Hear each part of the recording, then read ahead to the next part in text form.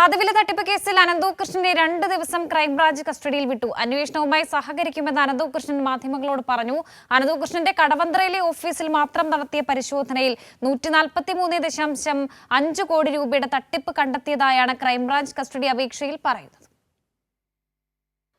Muvattupuzha sub ജയിലിൽ റിമാൻഡിലായിരുന്ന അനന്തു കൃഷ്ണനെ crime branch custody അപേക്ഷ സമർപ്പിച്ചതിനെ തുടർന്നാണ് മൂവാറ്റുപുഴ 1-ാം ക്ലാസ് മജിസ്ട്രേറ്റ് കോടതിയിൽ ഹാജരാക്കിയത്. ജയിലിൽ നിന്ന് ഇറങ്ങുമ്പോൾ നിശബ്ദനായിരുന്ന അനന്തു കൃഷ്ണൻ കോടതിയിലെത്തിയപ്പോൾ അന്വേഷണങ്ങളുമായി സഹകരിക്കും എന്ന് പ്രതികരിച്ചു.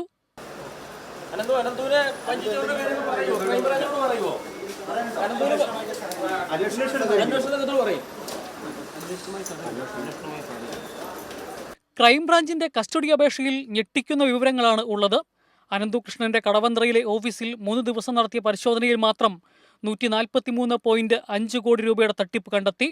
ഇവിടെ മാത്രം നടത്തിയ പരിശോധനയിൽ 20,163 പേരിൽ നിന്ന് 60,000 രൂപ വീതവും 4,025 പേരിൽ നിന്ന് 56,000 രൂപ വീതവും വാങ്ങിയതിന് തെളിവുകൾ ലഭിച്ചു. പ്രതിയുടെ 21 ബാങ്ക് അക്കൗണ്ടുകൾ കണ്ടെത്തിയിട്ടുണ്ട്. ഏതെല്ലാം അക്കൗണ്ടുകളിലേക്കാണ് പണം വന്നതെന്ന് കണ്ടെത്തണം. ഇതുപയോഗിച്ച് പ്രതി വാങ്ങിക്കൂട്ടിയ വസ്തുവകകൾ എന്തൊക്കെയെന്നും കണ്ടെത്തണം. കേസിൽ കൂടുതൽ പ്രതികൾ ഉൾപ്പെട്ടിട്ടുണ്ടോ എന്നും അന്വേഷിക്കേണ്ടതുണ്ട്. കസ്റ്റഡി അപേക്ഷയിൽ വാദം കേട്ടതിന് ശേഷം അനന്തു കൃഷ്ണനെ 2 ദിവസത്തേക്ക് ക്രൈംബ്രാഞ്ച് കസ്റ്റഡിയിൽ വിട്ടു. കൈരളി ന്യൂസ്, കൊച്ചി.